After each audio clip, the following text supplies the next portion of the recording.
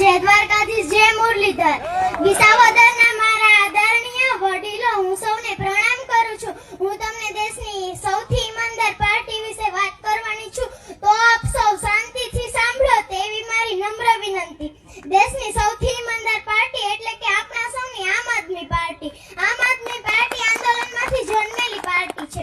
આમ આદમી પાર્ટી દેશમાંથી જન્મેલી ભ્રષ્ટાચાર હટાવવા માંગે છે અને સારી શાળાઓ અને સારી હોસ્પિટલો બનાવવા માંગે છે. અરવિંદ કેજરીવાલજી આમ આદમી પાર્ટી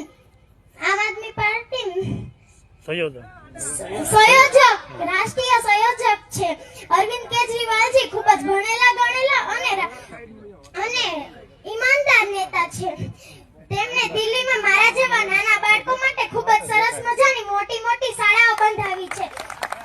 તે શાળામાં રમતગમતના મોટા મેદાનો, જમવા માટે ભોજનાલય, સ્વિમિંગ પૂલ, મોટી કમ્પ્યુટર લેબ વગેરે બધી જ સારી વસ્તુઓ છે. આ સિવાય દિલ્હી અને પંજાબમાં આમ આદમી પાર્ટીએ ખૂબ જ સારા કામો કર્યા છે. પંજાબના ખેડૂતો આમ આદમી પાર્ટીની સરકારથી ખૂબ જ ખુશ છે. ગુજરાતના ઈસુદાનભાઈ ગઢવી અને આપણા ગોપાલભાઈ આમ આદમી પાર્ટીના મુખ્ય નેતા છે. ગોપાલભાઈ પણ ખૂબ જ ભણેલા ગણેલા અને સ્માર્ટ નેતા છે. ગોપાલભાઈ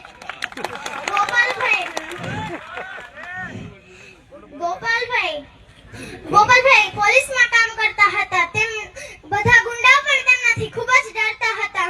ગોપાલભાઈ આજે ભાજપના નેતાઓ પણ ગોપાલભાઈથી ખૂબ જ ડરે છે. ગોપાલભાઈ સારા બોલ નહીં શાંતિ ચાલુ આવી જાય.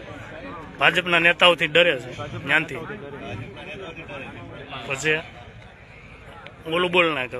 ગોપાલભાઈ આપણા વિસાવદરના વિકાસ માટે ખૂબ જ મહેનત કરી રહ્યા છે. ગોપાલભાઈ પણ ખેડૂત પરિવારથી આવે છે. ગોપાલભાઈ તો બહુ ટેલેન્ટેડ છે. ગોપાલભાઈને બધા જ કાયદાઓ આવડે છે. તેમને વાંચતા, લખતા, ગાતા, રમતા, કપડાં ધોતા, રસોઈ બનાવતા પણ આવડે છે. આખું ગુજરાતમાં ગોપાલભાઈને ખૂબ જ પ્રેમ કરે છે.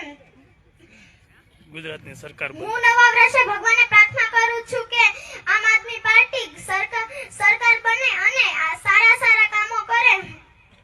હું આહિરાણી છું તો આહિરને તો યાદ કરું જ ને. ઓઢણે જેના સંસ્કાર વર્તે, ખાનદાની જેના વર્તનમાં વર્તે, ખોરડે જેની મહેમાનગતિ વર્તે, એવી છે મારા આયરની આયરાણી. છેટો રેજે સુમરાજ જાહલની જાણે નાગણ, કાતો તારો દી ફર્યો ને કાતો આહિરથી અજાણ.